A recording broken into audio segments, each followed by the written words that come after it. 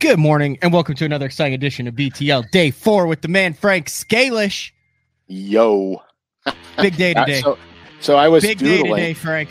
It's a big day. And in lieu of today, I was out when I was backstage waiting to go on, I thought of a color in my head and I doodled one up and made some notes on it. And I got to do a flash. Wait, I can't how give you long? the whole... When did you start that? Like, when did it go from blank paper to that? Like, literally since we've been chatting? Yeah. No. Yeah. I got that up again. That's just an obscene amount of talent. We can't focus too hard on it because I got notes on it, but woo. Oh, it literally froze. Yeah, it's not meant to be seen. You got to do it one more time. It kind of froze there. Oh. Now, is that a new bait or just a new color? It's a new color. It's a new color, and I got it in here, so I did it in black and white, and I know what I'm thinking of, so I just started jotting notes down about some of my pearl overlays and stuff, because you never know when the idea hits you. You got to jot it down, or you'll forget. I know. Speaking of new colors, let's watch the master at work here. This dropped. It is now live. You ready for it? Ready. Lay it out there.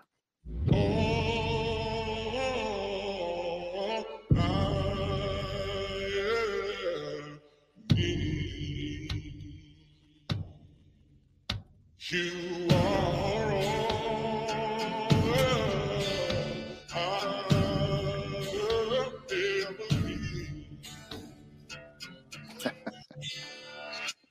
I've created one-of-a-kind signature series colors. These are going to drop every month. This month's signature series color is featured on the Bandit 200. It's the perfect crayfish size and color. When fishing the Bandit 200, I like to focus on shallow, gravelly bars, rocky banks, and points. I designed the mossback craw by taking the most common colors found in crayfish all across America. While darting and rooting through the rocks, this bait is as real as it gets. My signature series is a collectible. Each package is numbered from 1 to 600. Every bait has my signature on it. So whether you collect them, fish them, or do both, go to lurenet.com for the next Frank SCALISH signature series drop. There you go. It's out, boys and girls. Mossback craw. The second signature series color is available on LureNet. This is cool. It supposedly is still in stock. Yeah, that could be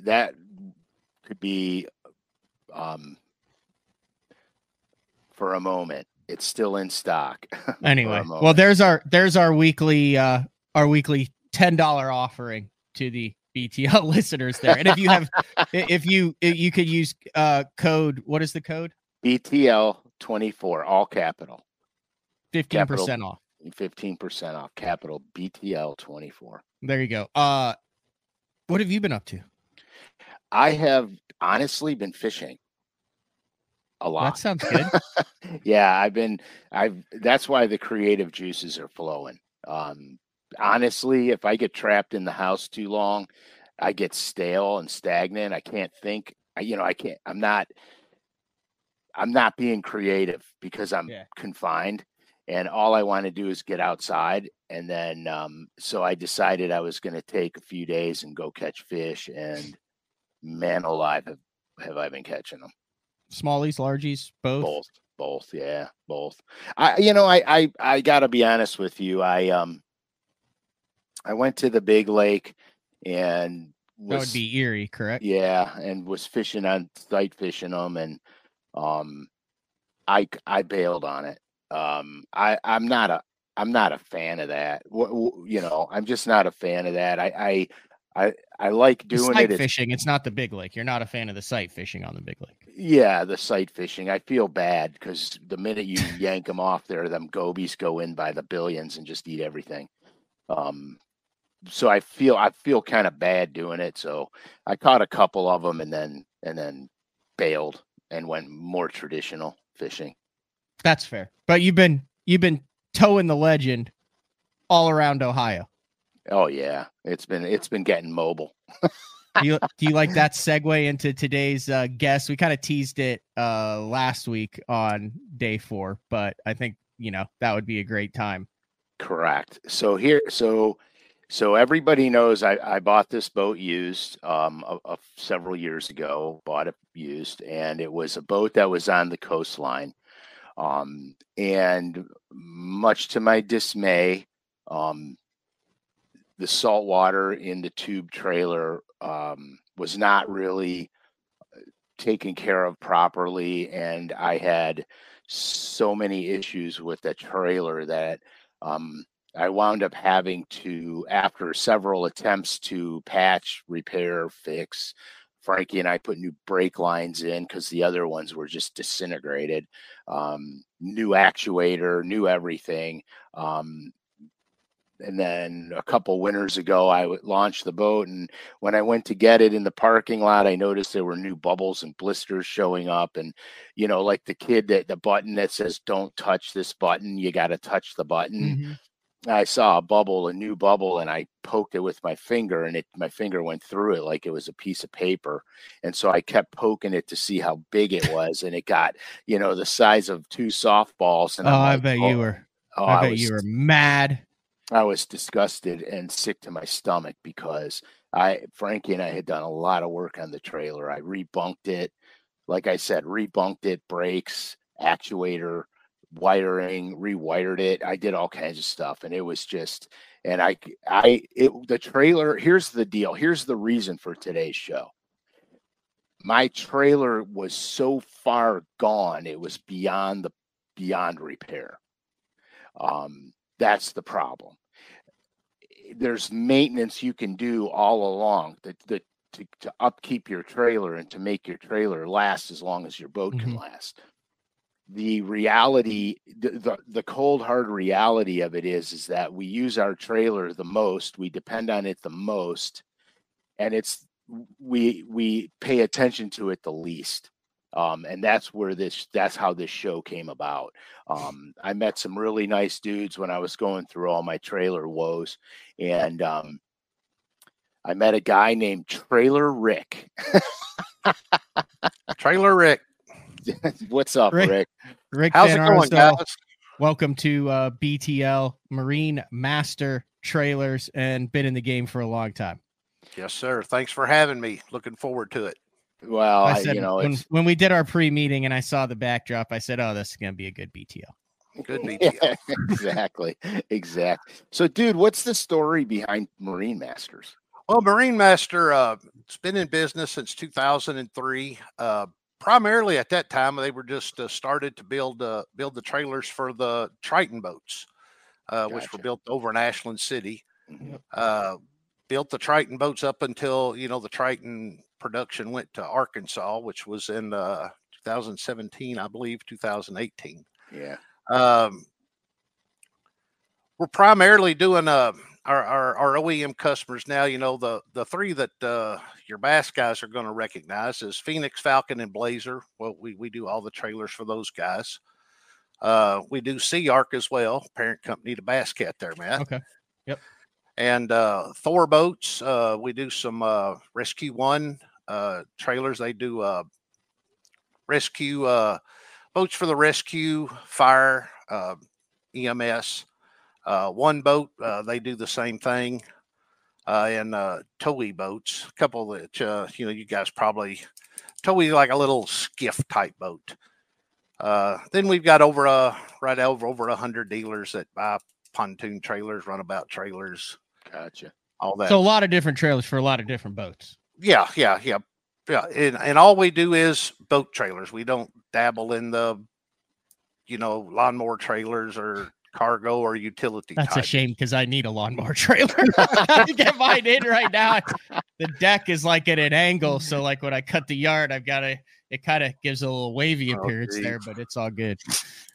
But I did a look just before the show, and today we are building trailer number 92,505. Holy smokes! So you got almost 100,000 trailers on the roads across America. Correct. And I'm sure Canada and Mexico and wherever else they end up. wherever they end up, Australia, South America, wherever they go. The Rescue One guy sent a bunch over to Philippines, a couple of years ago. So sweet. So how long? So, Rick, how long? Oh, go ahead. I'm sorry, no, Matt. go ahead, Frank. I just want to know like how you guys ended up meeting each other then. BTL. Yeah, BTL. Oh, this was actually through BTL. 100%. Well, I did not know that. That would have been a good pre-meeting question on my part, I guess. Yeah, it was a beautiful post-meeting question on your part, Matt. Yeah. Yeah, it was back in the day. Frank was, I got trailer, I got this, and that's back when we just needed an actuator. Oh, he was so mad. You were so mad during that time of your life, Frank. Yeah. I'm sure that you took it out on everything. I'm sure you probably weren't that nice to Bama. It was just not a good time for you. It was horrible. I don't like when my equipment is in disarray. And the problem is because remember when I stopped fishing Bassmasters, I worked in my brother's body shop for about 5 or 6 years, maybe 7. And we did a lot of commercial trailers, and I knew what I was up against. I knew that I was getting real close to the point of no return. So anyhow, how the story goes is Rick reached out and he said, hey, I work for a little trailer company, and I might be able to help you out with some parts if you got the model number of your trailer and et cetera, et cetera. And I'm like, yeah, okay. I'm not even, he was being really modest when he said a little trailer company. So I really kind of didn't pay much attention to it. I wrote it down on a piece of paper, and I have a thing on the wall here, and I stick papers that I don't want to forget, people's names, phone numbers, whatever. I stick it up on the wall, and I was so upside down with this trailer. I reached out and called Rick, and I was explaining to him my problems, and he said, well, it sounds like an actuator, blah, blah, blah. They're this much money. Can you send me one? He's like, absolutely. And sure enough, I got it and put the actuator on and thought everything was good. And then filling it up with oil. We were filling the brake reservoir up with oil, me and Frankie, and we're pumping it in. And all of a sudden I look down and I see oil dripping 2 feet from the actuator out of my trailer. And I'm like, oh my God. And Frankie goes, Dad, your brake lines are smoked. Roached out hoses. Yeah. Oh yeah. They were just demolished. So we had to go get flexible brake line, not the rubber ones. They're metal, but they're flexible. And we had to fish them through the trailer. And, I'll be honest with you, some of the rust holes made it easier to get the brake line through, because we were going from a rust hole, pull a little, go to the next rust hole. And that's hilarious. Yeah, it's bad. And then we'll go through some time. We won't get into every little problem all along the way, but we'll go through some time. So Rick calls me up. He's like, hey, dude, I'm coming up your way. I got a customer to go see. You want to go fishing? And I'm like, yeah, dude. And so we hooked up. We went fishing, caught a few fish, and, he got to experience a very similar thing that you did, Matt, when you came up here, our private waters with no fishing pressure. And we were in competition getting to a spot, beat a guy to a spot, and he was crappie fishing. Yeah. Oh yeah. 100%. Was Frank under his breath going, I hate this? Oh yeah. I'm gonna get him. I'm gonna get him. Screw this. Put it out. Let's go. Yeah. This. I hate this. I will say there is a downside to fishing with Frank. Actually, there's two. It's when you get back home, the first thing you're going to do is organize your tackle. Yeah. Because nobody has their tackle organized like Frank does. I would agree. The second thing, on the 5-hour drive home, my jaws right here hurt for 2 days because I laughed so much. Oh yeah. It's a good time fishing with Frank. Yeah, we had a ball. It was so funny, man. Rick, you were telling me some story about trailering something somewhere in the ladder. Yeah. Rifle. Ladder wasn't. Yeah. Oh God, you gotta tell the story because I brought it up, so you gotta tell it. I'll make a note to go back to the origin story after this, but Gotcha. we're in a wormhole now. But let's take a dive into it. Let's go. Well, what happened is I had a pontoon trailer that I needed to pick up from dealer A and take to dealer B. Okay. Well, it'd been setting for a while, and dealer A had never assembled the pontoon trailer. So when they leave our factory, they're strapped with the big zip ties. You know, them big like the big zip ties. Yeah. We just strap everything down to the bunks, and the dealer can just cut them off and install them. Well, what I failed to notice when I picked this up is it had been baking in the sun for a while, and those straps had deteriorated. So I'm driving down a 2-lane country road in Kentucky, and I look in my rearview mirror and I go, "What the heck is that following me?" And it was the ladder, and it was I had to speed up because I thought it was going to catch me. It had fallen off of the. Yeah, it had fell off, and it was chasing me down the road. Yeah. That was so funny. God almighty. Frank got a kick out of that. Oh, yeah. I couldn't even fish for 10 minutes. It was so funny. Yeah, and the story Frank told me, we can't tell here. So yeah, that's not good. That's not good. When we went, Frank was like respectfully, but he's just like, man, there's just so many people, but this is where the fish are. I don't want to get in this guy's way. I don't know which way this guy's going. Yeah. And then the guy goes, hey, and Frank's like, oh shit, under his breath. And I thought, I'm fixing to get a good freaking Northern Ohio cussing. Oh, and yeah. the guy goes, is that Frank Scalish? And then he goes, Panger, is that you? Dude was a huge BTL listener, and it went. I mean, it was as good as it could go. It was not what I was expecting at first, because it was, there was one little spot that 4 boats, we were all trying to get to it. And you know how it is too. You're all worming each other, trying to just make that little bit of a adjustment so you got the shot at the goods. So anyway, you guys went up there fishing. Let's get back on track to how this all developed. So you called Frank, or you reached out, that Frank called you, and then long story short, you end up in Ohio with a delivery deal or picking up, and then you end up going fishing. And that's kind of where we picked off last time. Yeah, and then the crazy enough thing is we kind of became really fast friends, and like at the last Classic, I met him down there. We hung out at the Classic a lot of the time, actually. Yeah.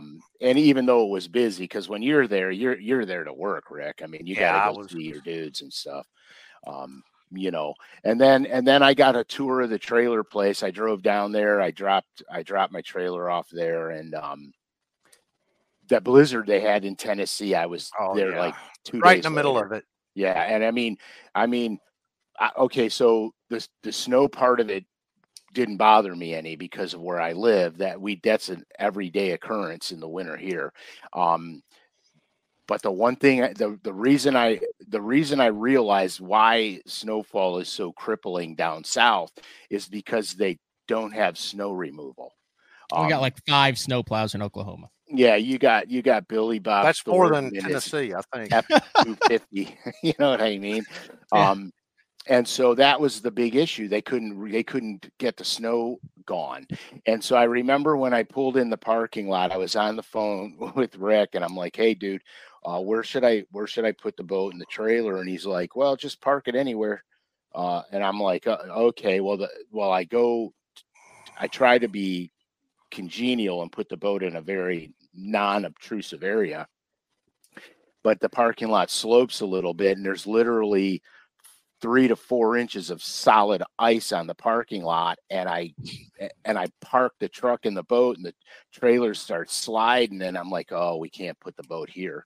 And so I wound up going down to the bottom of the parking lot, and I paralleled the curb, so the wheels of my trailer were against the curb. And then I unhooked it and started laughing. I called him up. I said, well, it's there. It's there. Hopefully the ship melts before you guys move it. But yeah, and the factory was unbelievable. It's massive. It's absolutely massive. And the assembly line process is really super cool.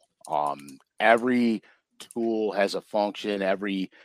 There's a jig or a fixture for every trailer. They're on the walls and the machines, and when they're making trailers, you should probably tell them, not me. Oh, you're doing great. I tell you if you want to take a look, Bradley Hallman did a video a couple years ago. Of course, Brad, it's just with his cell phone, but Yeah. it's a real nice video walkthrough of the entire process.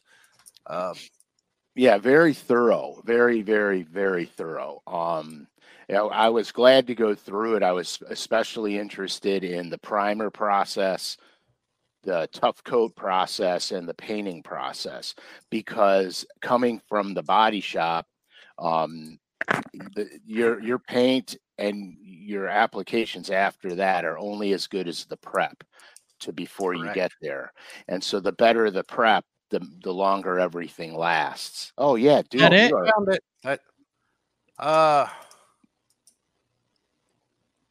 Yes, that is. And I was not there that day, so our Frank Frank at Marine Match. Yeah. Not to be confused with Frank, but not Uncle Frank, but the Frank. Yeah, there's Hallman. Yeah. Hallman had his son with him, and it's a good video. They did a good job. Just to get a little feel for what we're working with here. Yeah, that's one looks like just out of, or that's in the primer booth there. Yeah, that's prime. And unfortunately, the day he was there, it looked like we were just running pontoons, runabouts and pontoons. We didn't have any bass boats there, which process is the same either way. But that Frank's boat.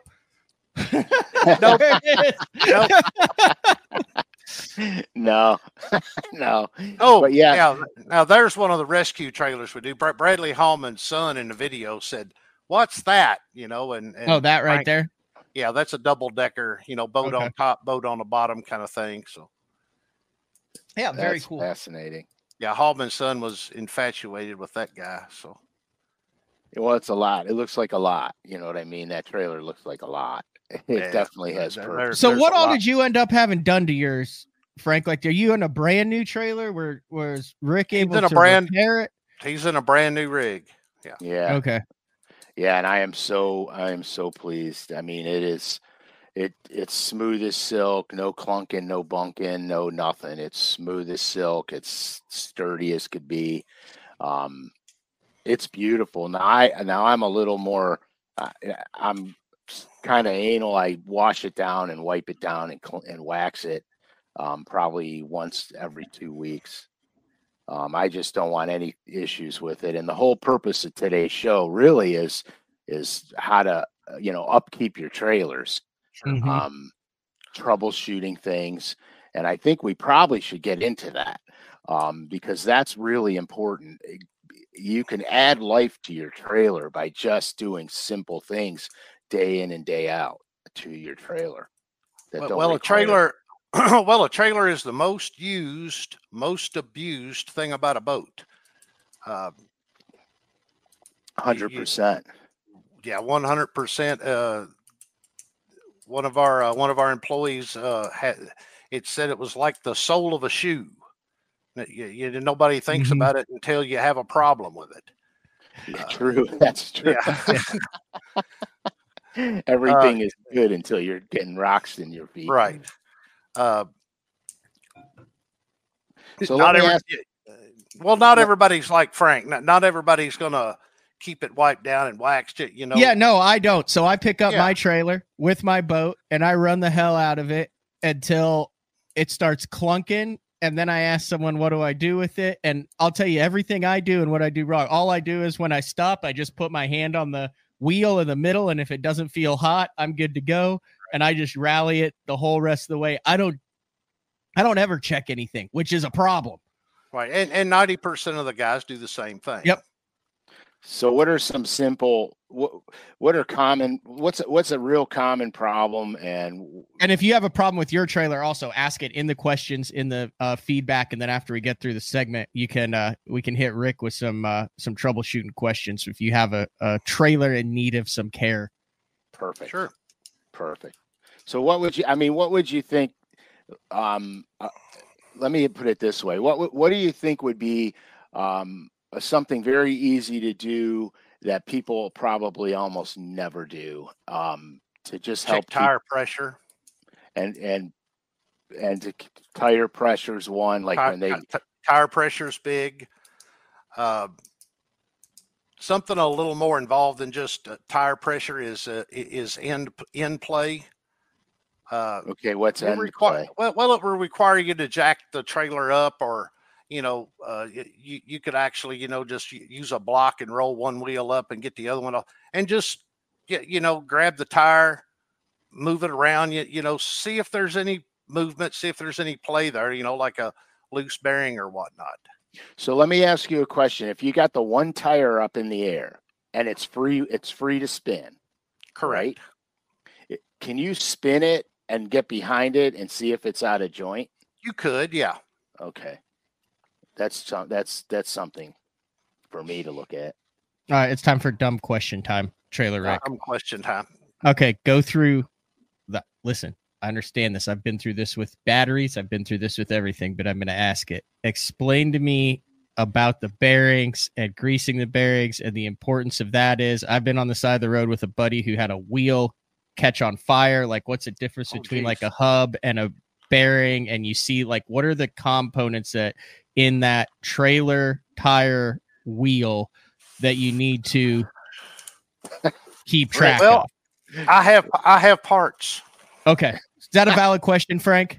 Oh, sure. Yeah. Absolutely. I mean, it's very basic. I understand that. But I've got some guys that are like, there's a lot of stuff on here like greasing it. And then other people are like, oh, you don't want to over grease it. And then some are like self-greasing. Well, I don't know what. Don't Google that. Don't Google that, please. It really all depends on what type of hub you got. There's several out there. A nitro trailer is going to be different than a Bass Cat. How do you find out what you got? You just need to look, basically. Most everything. Number. Yeah, okay. Well, yeah, most everything out there these days is we'll say something like that on it. Okay. That says Dexter Vault. Yeah, that's the Vault type. And then behind that, of course, do you just have like a 5-gallon bucket of bearings? Yeah, exactly. This is actually I got a new game. I have a hub too. Okay, awesome. Just explain how all that works, Rick, for me and the 8 other challenge people that are watching this. I know this is normal for most, but can you just explain how that system works? Well, the hub basically slips over your spindle. Okay. And all your bearings, races, and rear seals are all confined, into this area. Okay. All your grease is on the inside. All right. And basically the only thing holding that grease in, rear seals are that's a common failure. That's a rear seal. And that's what's keeping all the grease in there. That's keeping everything lubricated when everything's spinning so fast, the friction doesn't get too hot and then seizes it. Where am I at? All right. Yep, you're good. Yep. This little seal is the biggest reason guys are broke down on the side of the road with wheel and tire issues. Gotcha. Yeah. Now, if you see a little drip, out the back, it's not the end of the world. Just get it serviced. Now, if it's drip, drip, drip, and you let it go, that's how one, is going to catch on fire. Yeah. Especially if that was probably a brake issue there. So when you hear a guy say, I burned up, what do they say? I burned up a hub, right? Yeah, it got too hot and his bearings went out. Okay. So will that actually break or will it just seize? It could do either or. See, the bearing just rides inside a Sits race. right in there, and then Now, as long as you've got some good lube in there, mm-hmm. you know you're good to go. But when the lube goes away, if you can imagine this thing at 70 mile an hour spinning, something's going to get hot. Oh yeah. If you don't have any grease in there. And how do you know if there's grease in there? How often would you recommend someone with a brand new trailer check it? I don't care if it's brand new or 20 years old. Check it every time you stop. Just look. Like the clear. Some of them have the racing oil inside of them, and it's clear, and you could see the level line in it. Yep. Yeah, those would be oil bath, and those, pretty much gone away. Yeah. There's some companies still using them. We do not. Yeah. Is that kind of around this question, the pros and cons of grease bearings versus oil-based bearings? Oh, good question. Good. Yeah, good question. Of course, the vault is bobbing for bearings. Bobbing for bearings. I like that. Okay. You know, that would be the vault, the vault type grease. For lack of a better term, think of the vault as a semi-solid. Okay. You know, when it's cool, it's a grease. When it heats up, it's a little more liquidy than say the Lucas Red and Tacky, which is a grease. You know, it's a grease. Yep, that's where you see it. You see it, you you can see it sometimes coming out of it. Correct. So that's a more solid grease. It doesn't break down under the heat. Correct. Now Frank's axles have this. Outstanding. Yeah, and it was we're making a transition from the other style to totally a K2 axle, which they use the Lucas Red and Tacky. Same type system. It's similar, but you're going to start seeing the opposite. Yeah, I don't think you can read that through the plastic. But yeah, okay. K2 is a new axle company. I say relatively new, over in East Tennessee in the Knoxville area. And it's always the opposite. Frank is the only one who can hold stuff up in front of, out of all the hundreds of guests we've had on here. Frank is the best holder upper of things. Yeah. But yeah, if got it. We've made the transition on those on our Phoenix products and our Falcon product. And all those connect to a grease gun that you then put on the hub and then pump it into it. Right. And actually, Frankie switched his oil over to grease because the grease seems to be easier to maintain, easier to work with. As a non-skilled mechanic as myself, I like the idea that I put the grease gun into the hose click and then squish it in there and everything's good. I don't have to worry about it. Yeah, there's good and bad either way. There's always pros and cons. Especially out there that says that Red and Tacky's like Frank's hot sauce. I put that stuff on everything. Tractor, trailer, you name it. It is good stuff. So we offer this, going back to Matt on the side of the road, we offer this in a kit. You can just get a simple little. Oh, so I should definitely carry one of those with me, even if I've got a brand new 2024 trailer. It's a good idea to have that little thing with you. This is just like how many times have you seen a cap fly off a trailer? A ton. Yeah, I was, of course, I travel a lot. I was following a couple guys in a Ranger across the Wolf Creek Dam there at Lake Cumberland. And of course, following it, and doing, there it went. So I motioned for them to pull over, and luckily I had one, so I saved their day, because they had traveled. Yeah, they had traveled from Ohio to striper fish, and they would have been a half a day chasing something down, especially because there's nothing close to Lake Cumberland if you've ever been there. Yeah. But yeah, So it's a good, and you can get it as involved in this as you want. I mean, you can get the entire hub assembly, brake assembly with the bearings, and of course, this is something you wouldn't want to fix on the side of the road, but at least you got the parts if something goes wrong. Yeah. Well, in my case, it'd be like, hey, I have the parts. Yeah, here, fix this. Then all I have to do is find someone who can fix it, right? Fine. Like, because I mean, that's not my my forte, Rick. No, But if no. I have the parts, at least I can be like, look what I Right. have, and then they'll be Yeah. like, oh, I know how to do that. Yeah, I know how to do that. Right. that's about where I'm at when it comes to that stuff. It's like I so- have the stuff. I just need someone with the brain power. All right, Rick. Yeah. So my next question then is, let's go up kind of to the tongue, and as my trailers have worn over the years, you get that first one and everything is like a unit as it stops, but then it gets to where you take off and a split second later you hear clunk, Yep. or when Low you're voltage. stopping, you stop and it goes clunk. Walk me through what that is, and is that something I need to be worried about, and can you fix that so you don't have that little separation every time you slow down and take off? Well, chances are that is a low fluid issue, Low brake fluid. low brake fluid. You've got some air in the lines that's causing that actuator. That actuator, and I don't have an actuator here. Yeah, but, no, that's fine.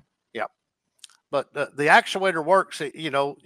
Your coupler hooks on your ball, so when you hit the brakes on your truck, the actuator actually slides and engages the brake. And when you take back off, it pulls it back out. Well, if you're hearing excess slop in there, Yep. chances are you're just low on fluid. You just need to top that off with brake fluid, and you may have to rebleed it, at some point. But So that's nothing like, oh my gosh, my boat's gonna fall. Because I used to always think, oh my gosh, my trailer's about to fall off. So that Frank would drew a be picture. that would be the slide. Correct. The trailer ball goes on that, Yep. and this would be the slide. You know exactly what I'm talking about, Frank. That Oh, and heck yeah. you can hear. Oh, yeah. I feel like Everybody's heard it. 75% of guys with a trailer that's older than 6 months, that happens to them, unless they're, like Frank, who's very meticulous about maintenance for it. Yeah, that's Correct. fluid issues, and if you go to fill it with fluid, look for leaks if it's dripping out somewhere, because then it's a brake line issue. Check. You know what happened to me one time on one of my trailers where they run the brake lines down, they'll spiral them up into the brake itself. I was at a lake and I was pulling the boat out of the water, and a stick got caught up in there, and it literally tore it right off. And so on the way home, I noticed clink, clink, clink. And when I got home, I saw that the brake line had busted off out of the brake. And so then we just redid it, got another, coupling or whatever you call them. I don't know the mechanical terms, and then redid it. Another thing that I noticed is the biggest complaint that I hear about people is, oh, my turn signal went out, or my, Right. whatever. There's Wiring. something to do- Lightings. Yep. Lighting So- can be an issue to troubleshoot as well. Right. So a simple thing that I did, I went to my local auto parts store, and this is a trailer light tester. So this part goes into your truck, your trailer connects into this one, and then the lights illuminate. And if you got a bad spot, the light won't illuminate. So if you put your blinker on, this happens to be for the small trailer. So Yep. it's right blinker, left blinker, brakes.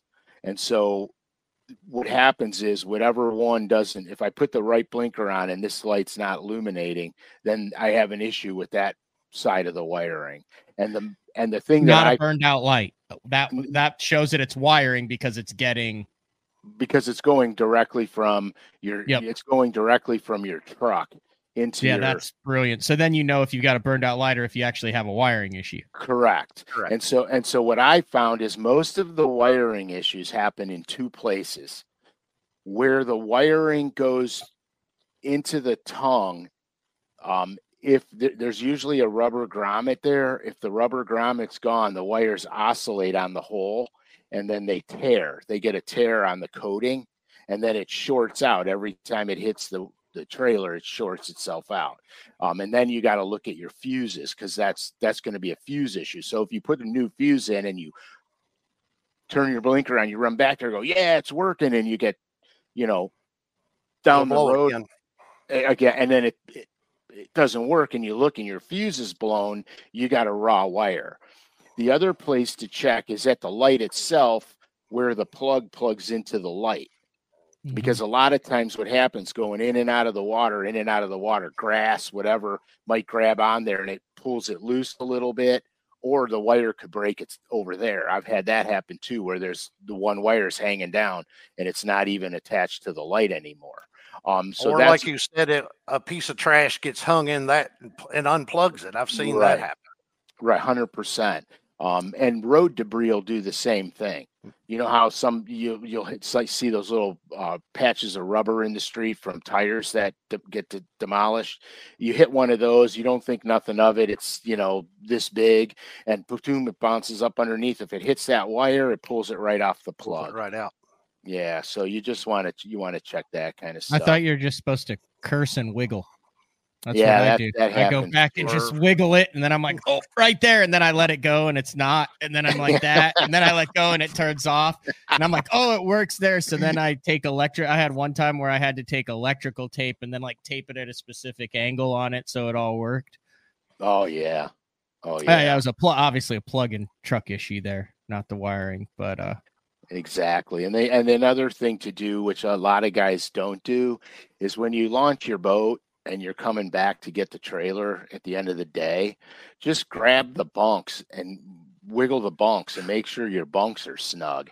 I've seen a ton of times, especially in the older trailers, where you got the wood rot and literally you can almost lift the bunk off the bolt that's holding it in there. So you want to check those always. My trailer that I trashed and threw out, and before I got the new one, they were rotted out so bad I was actually horrified when Frankie and I were rebunking it. We went to pick the bunks up and they literally just folded in half. I mean, it was so rotten. It was unbelievable to me. I've never seen that before, how bad it was. And so when I rebunked that trailer, I used the treated lumber, and I actually ripped a 2x10 down the middle, and I made my bunks a little bit wider, just because I wanted that boat to seat better. You know what I mean? And so, just stupid stuff like that. But really, it's simple things. You guys just got to keep an eye out. Do a blinker check. Like, I'll back my boat up, shut my garage door, and then turn the blinkers on, and I can see from in my truck which one's blinking, because it's blinking off of my garage door. I can see it. And then hit your trailer brakes, and then the whole thing will illuminate. Just because, I even with the brand new trailer, I still do that. It's a habit. It's just a habit of mine. We trail all over the country in most cases, and if your turn signals aren't working, and a good indication is you put your turn signal on. A lot of times in today's vehicles, your turn signal in your truck goes tick, tick, tick, tick, tick, tick. Well, if it's not working on the trailer, sometimes it goes tick, tick, tick, tick, tick, tick, tick, tick, tick, tick, tick, tick. And you could see it. You could see that. Frank burning Panger on those ones. So I mentioned that. Rick, I got it. So I had a 2007 ZX190, and I just fished out of the thing and it was a single axle, and the time I had a flat tire on it, I was stuck on the side of the road because the spare was, also flat. So when the guy came, I had to pay him extra money to go fill the spare up with air. And then, you know, I just like the nuts were like rusted on there. Like I couldn't get those off. It was just a big process. Anyway, long story short, one time I back my trailer in the water and a bunk floats off. Not that happened. Yeah. Yeah. Not good. No, not good.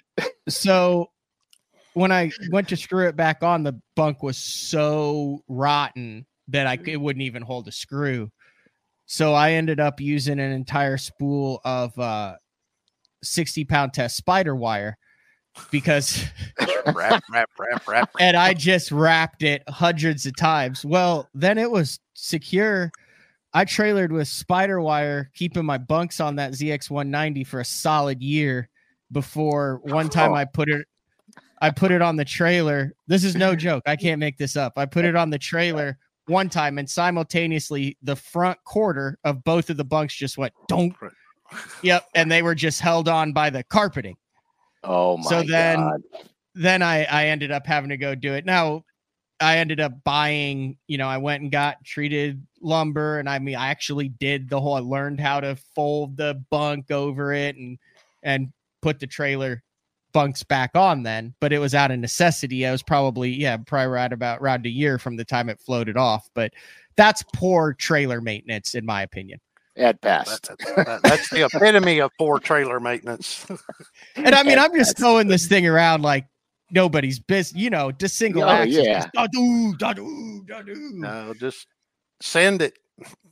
Yeah, just freaking fire in the hole, man. Fire in the hole. Yeah, on the wiring, one of the most common questions I get is, or problem is, I'm trying to back up my trailer and the brakes keep locking up. Yep. Couple things there. Most of the time, you've just blown a fuse in your truck.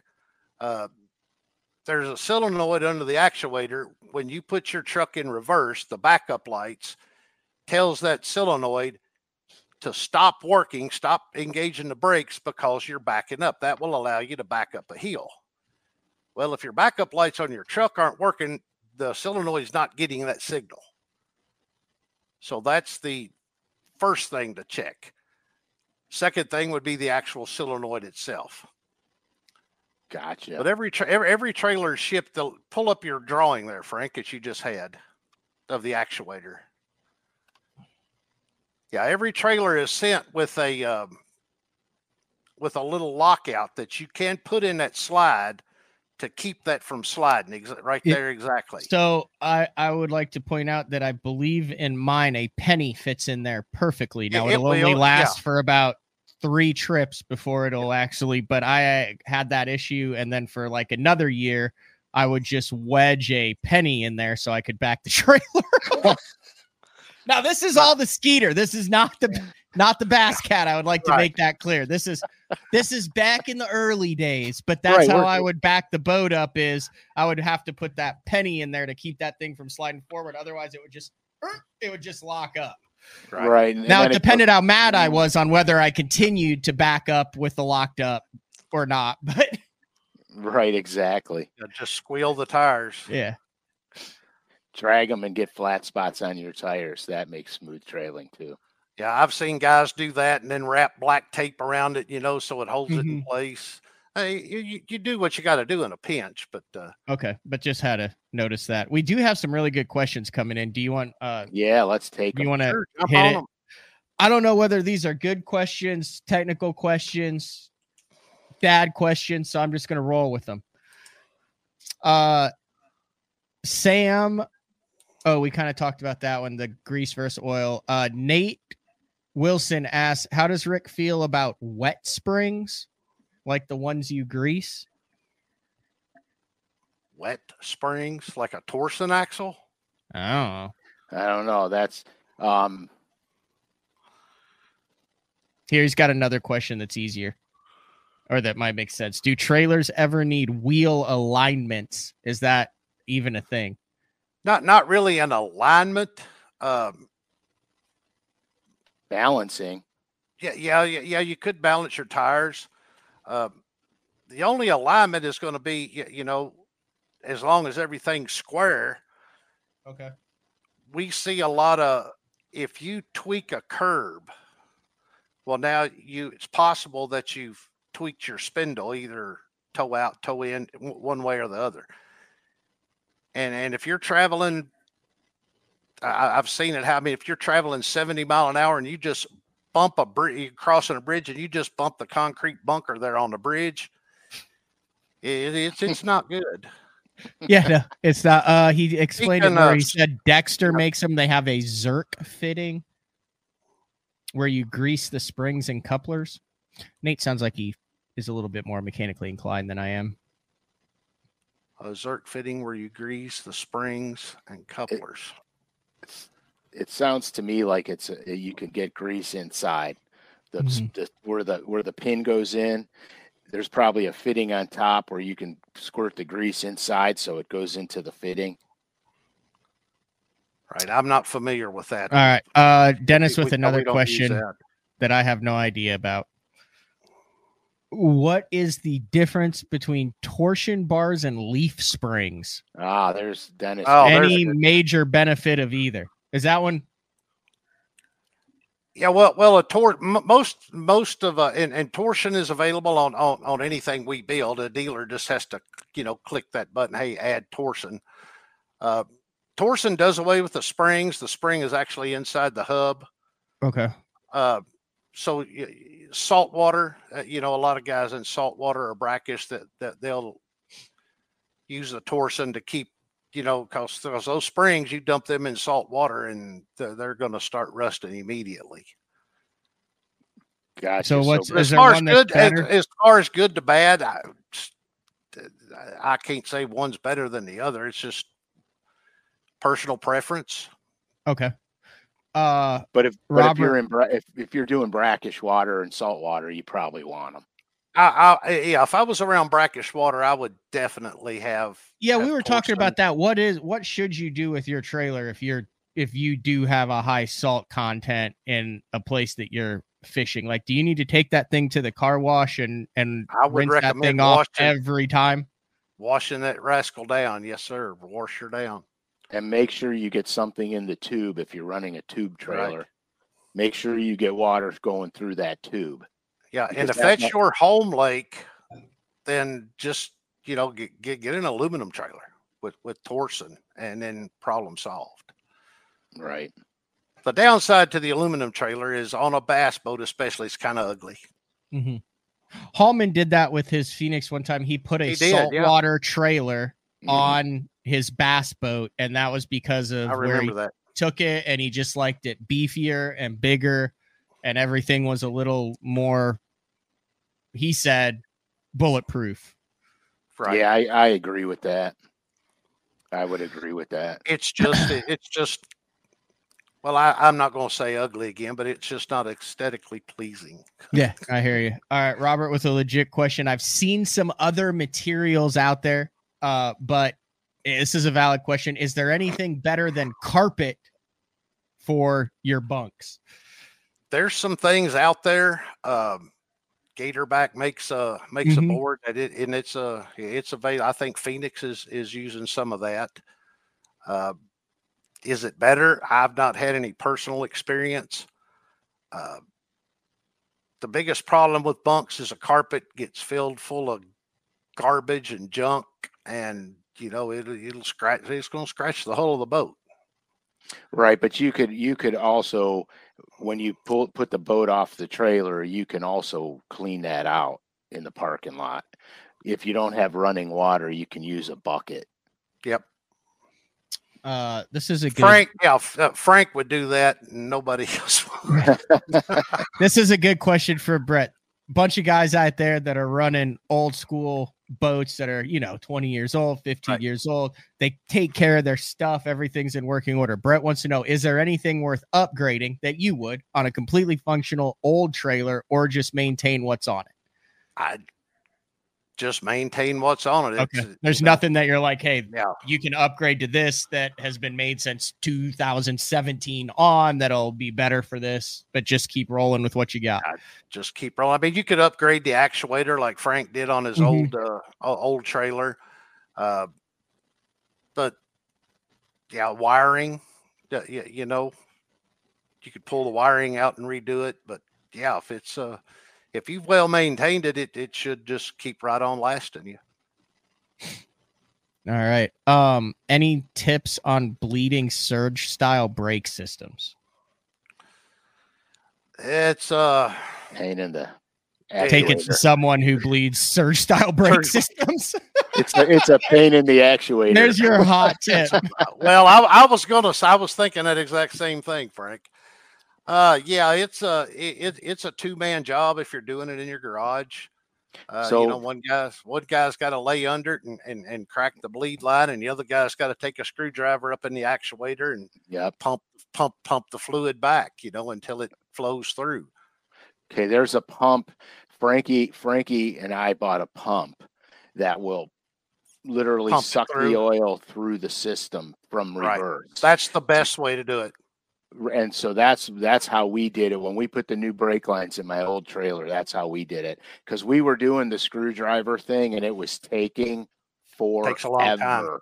And so we ran up to the auto store and bought the pump, and we got the air bleeder, and we hooked it up and started sucking the oil through the system.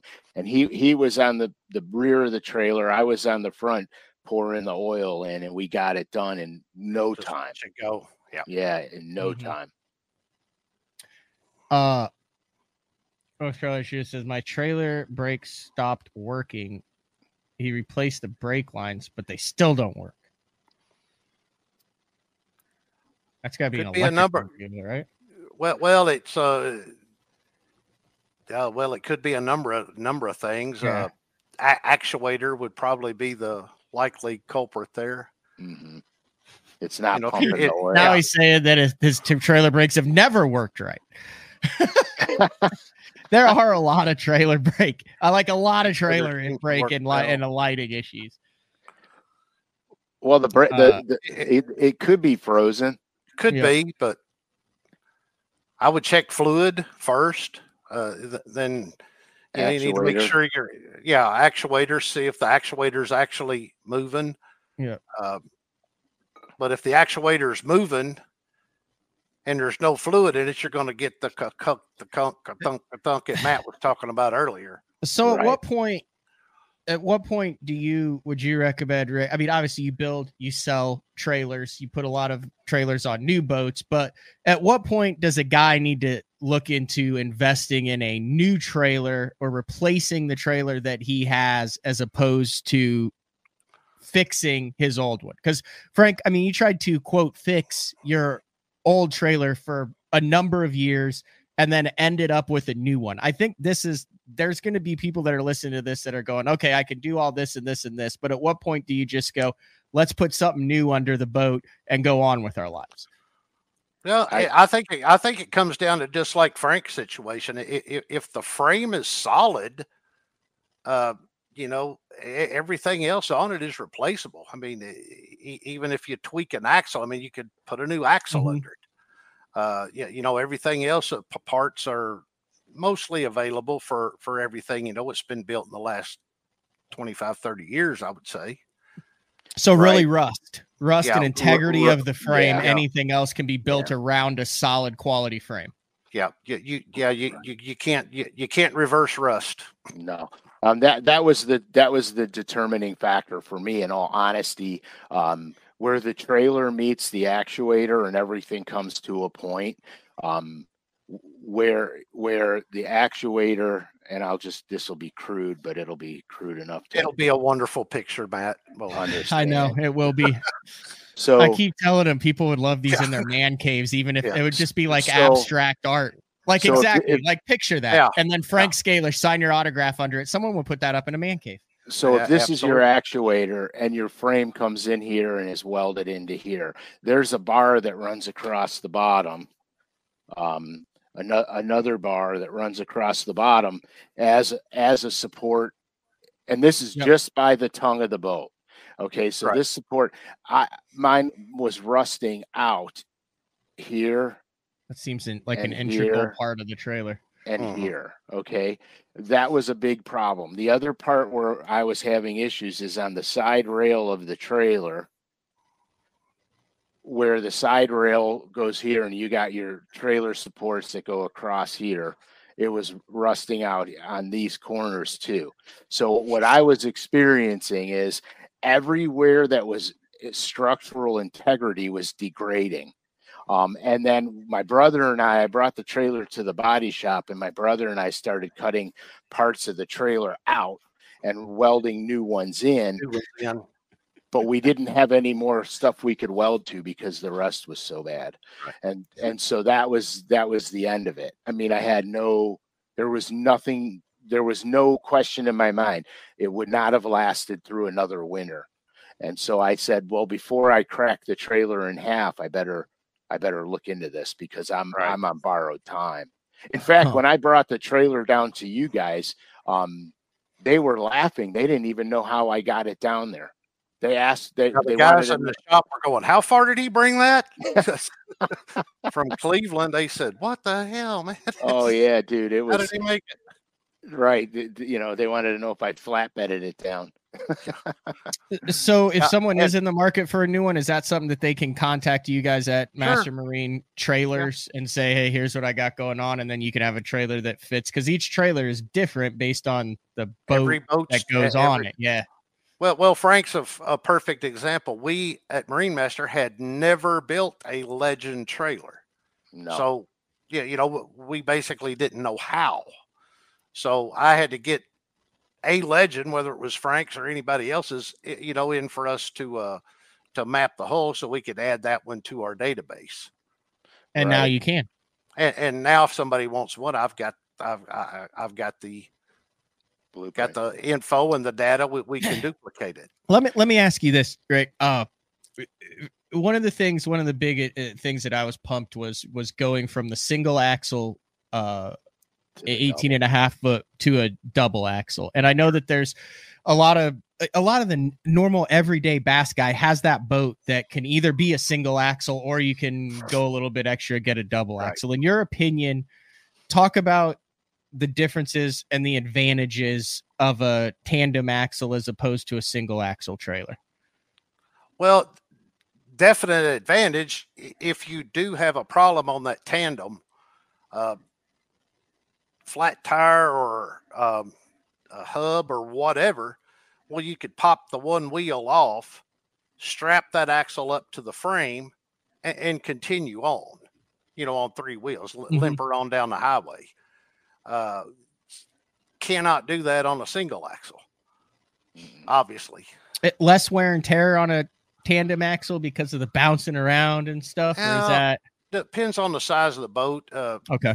Yeah, you know, again, when you get into that 18-foot, 19-foot range, that you could go either way. Some guys like a single axle so they can spin it in their garage easy. Yep. That was a lot easier for me. I remember you can take it and use that and just pivot it right around one wheel. Yeah, so, you know, you try to squeeze it in, you drop it, but you got to tweak it over to close the door. Well, it's harder to do with a tandem. Well, you can't do it unless you jack the boat up. Yeah, you end up with a hernia. Yeah, exactly. It's tough. But tandems do pull easier. You'll get a little less bounce. They track a little better. Yeah, and if you're comparing the price of a single axle trailer with brakes to a tandem axle trailer with brakes, there's really not a whole lot of price difference. Can you build a tandem? Can you put an 18-foot boat on a tandem axle? Sure. Because I would have liked to felt a lot better, you know, knowing, especially after I had a couple blowouts on that single axle, like, dude, you're done like where it happens, especially if it's like a blowout, like if you don't want to be where it happens, you know, busy interstate, sketchy part of town, or in the middle of nowhere. Yeah, you could upgrade and put a tandem axle on a smaller boat that typically comes from the dealer with just a single axle. Sure. there is a stopping point there somewhere. 16, 17 foot small aluminum boat. Yep. Probably not a good Well, idea. yeah. It's also light. But But it's the so light. fiberglass. But we do. We do tandems on 1860 sea arcs. All the time.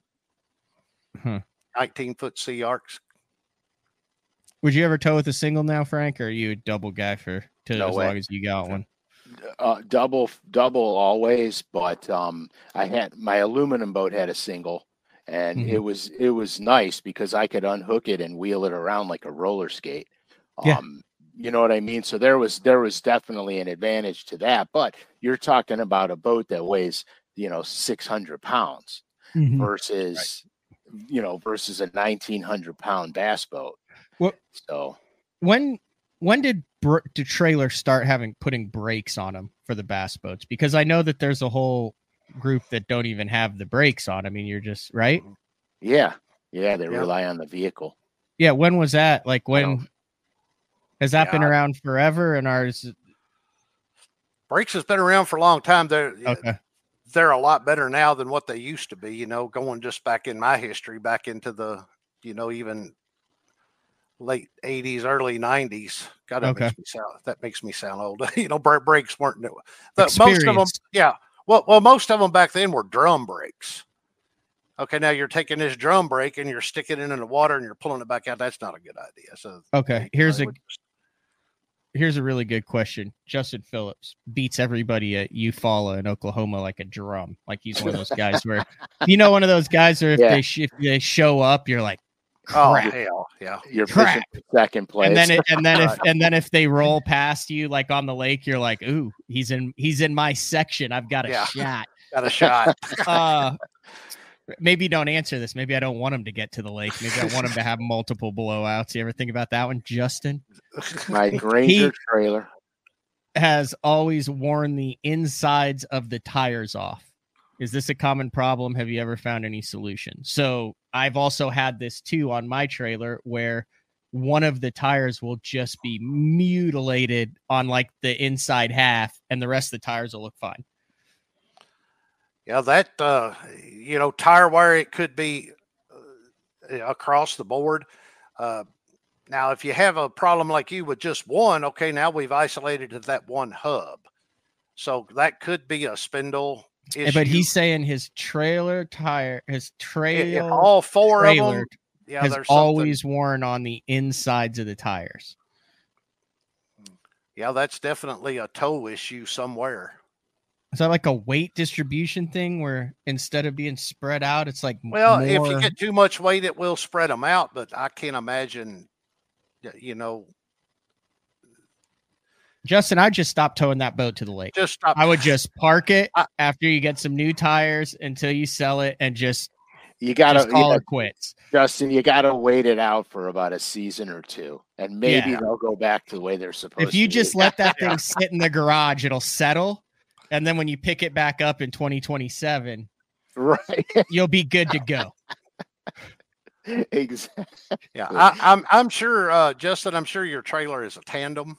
So yep, it's tandem. It is. Gotcha. And all four are wearing on the inside. Let me see. Is it all four or just one side? He'll answer here in a second. Yeah.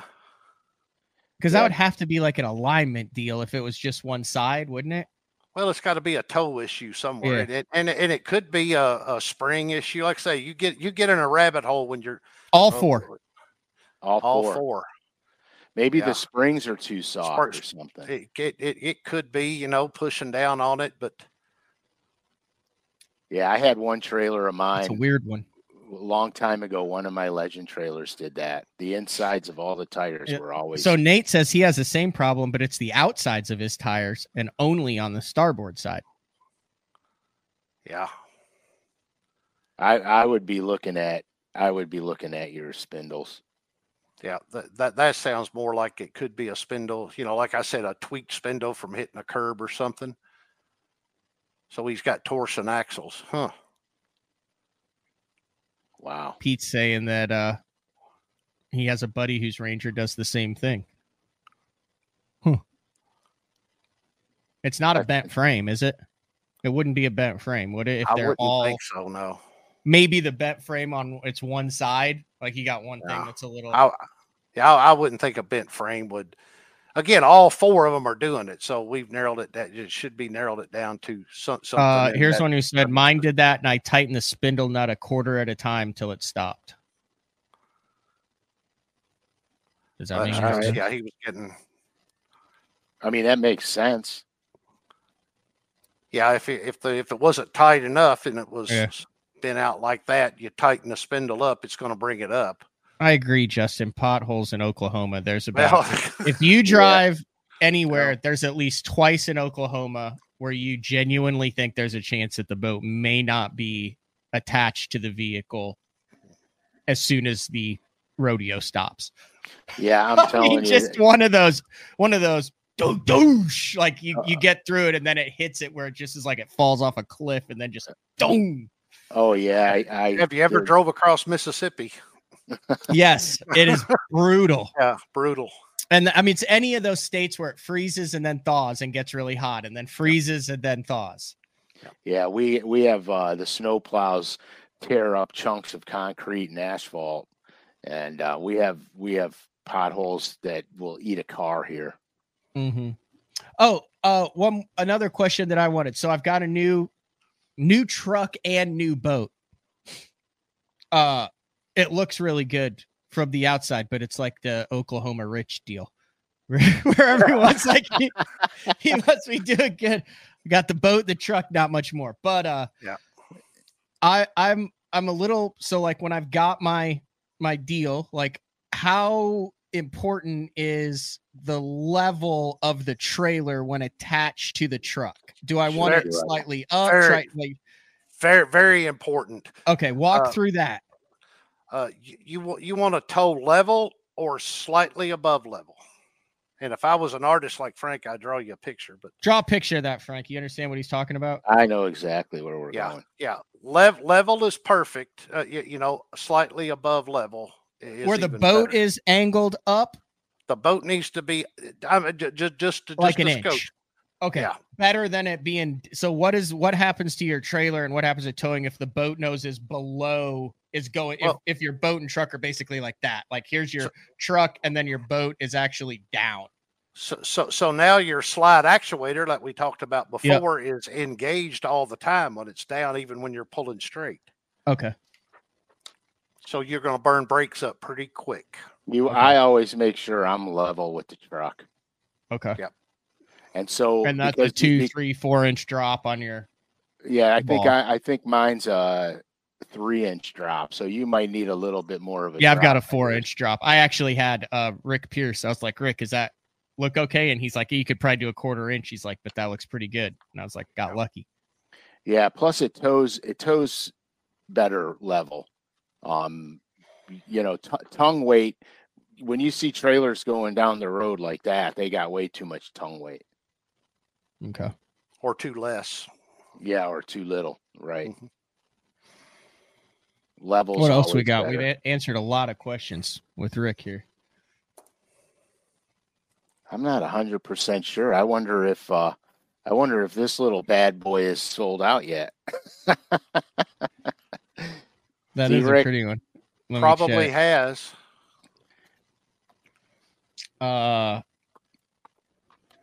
We just went today. It still says there's a couple in stock. Okay. It has the signature on the side. Yep. I should just take it out. I like it. Is this a serious? I don't know. I don't want to ask a question, but Nick wants to know. I think this is a serious question.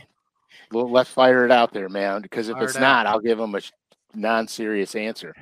Should you lube your hitch balls? is that a legit question, or am I getting hosed here? You're getting hosed, but don't Google that either. Yeah, don't Google that. Yes. You know what? It's and don't overdo it either. Yeah, don't just a little dabble on. Yeah, just a tiny little bit. It just keeps everything working. So when you drop when you drop your tongue onto the to the hitch ball, it just seats right on it. If you notice that you're dropping your tongue down there and you're having an issue getting that tongue to lock down over the ball, it's time you got to oil it up, lube it up. Yep. Grease your balls. Yes, grease your balls. You knew this was where this was going. Yeah. Nate said he's heard not to because the grease can hold dirt and grime, and there's all sorts of different little. Yeah. Well, yeah, but you know what? You don't put it on like frosting on a cupcake. You just here's it. a good question. Both of you guys could just answer that, and we'll kind of wrap it up with this question here. If you're looking to buy a used boat and trailer, what are some things you need to look out for specifically on the used trailer? Like if there's and this kind of encompasses everything we've talked about today. There's a lot of things in it, but just a little checklist of what you're going to check to see if you're going to have to do a lot of work on that trailer or if that thing is good to go. Well, rust spots, obviously, you know. And how do you determine that even? Because Frank said his trailer looked good until he started poking at it. Yeah, it depends on whether it's a tube or a channel frame. Just visually inspect it, see if there's any patchworks, it's been done to it. If it's a tube, you can always pop the end cap off and shine a light up in there and, see what you got. What happened a lot on those tube frames is there are drain holes in all those tube frames going up, even the cross members. Over the years, those drain holes, weep holes would get filled full of garbage from the launching grabs. And now it holds water. Right. So now you've got water inside your tube all the time with just, and then heaven forbid it freezes. Now you've got a real problem. Right. Actuators, check the tires. Lighting's a big thing. But again, all that can be replaced. The frame can't. Mm-hmm. Right. So you covered most of it, because the first thing I'm going to look for is rust. And don't be afraid to get on the ground and crawl under the trailer, where Rick said where the support beams come down, there'll be a hole for a drain. Go and look at those, because you could start poking at those, and if they start spreading up, you've got issues over there.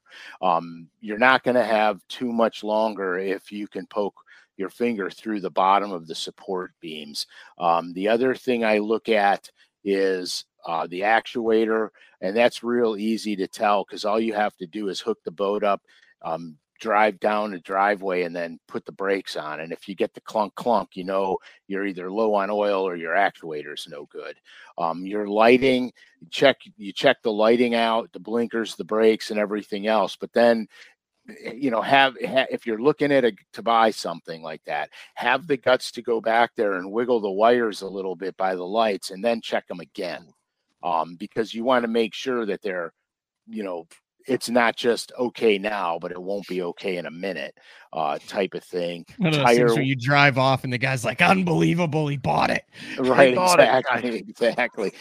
Tire wear is important, because that'll tell you a few things as well. Other than that, tube trailers are sturdy as could be. There's a lot of positive attributes to a tube trailer.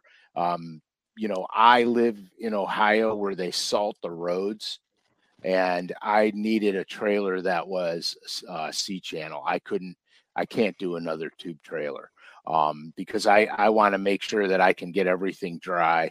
And I fish all winter. So like Rick said, I'm constantly dunking it in the water, pulling it out. It freezes on the way home. And if the water all doesn't drain out of your tube trailer and it freezes on the way home, you start to get expansion. Where the water pools in any of the low areas where the water pools, you get expansion. So it's, you just want to be careful. You're buying a used boat and trailer, so there are going to be issues that you will have to deal with, but you need to know that going in on it. And in some instances, it could help you negotiate on a price point, to get a better price on it. Anything else you want to get in here, Rick? No, just if you need anything or have any questions, throw my email out there. I'll give them an answer. It's trailerrick@gmail.com. Real simple. trailerrick@gmail.com. That's it. Based out of if you're Tullahoma, Tennessee. correct. We're just down the road from the Phoenix boat plant, about 9 miles away. I'm sure you've heard of Lynchburg, Tennessee.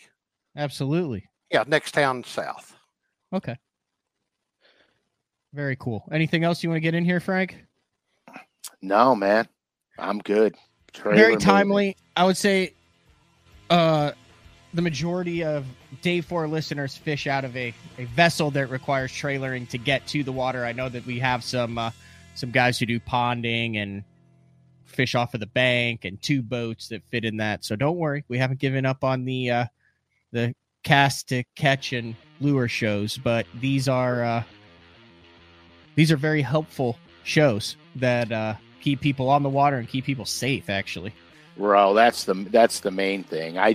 A lot of what we do on Day 4 is from my personal experience, and judging by the fact of what I had gone through over the course of time with my trailer, I thought it was high time that we did a trailer maintenance show, because I know how aggravated I became, and if I neglected it, my trailer would probably be in half somewhere on the side of the road by now, and instead of looking at a trailer, I'd be looking at a boat and a trailer. So, and a new insurance policy. Yeah. Jeffries has looked over to his left, and it reminded me of your story that we kind of kicked things off with, Rick, and saw his boat next to him sparking on the I-44. Yeah, I threw a tire coming home, and when I tell you the tire passed me up faster than I was going, and it made me look like I was at a stoplight when that tire went by me, it was unbelievable. All right, this has been another edition of Day 4.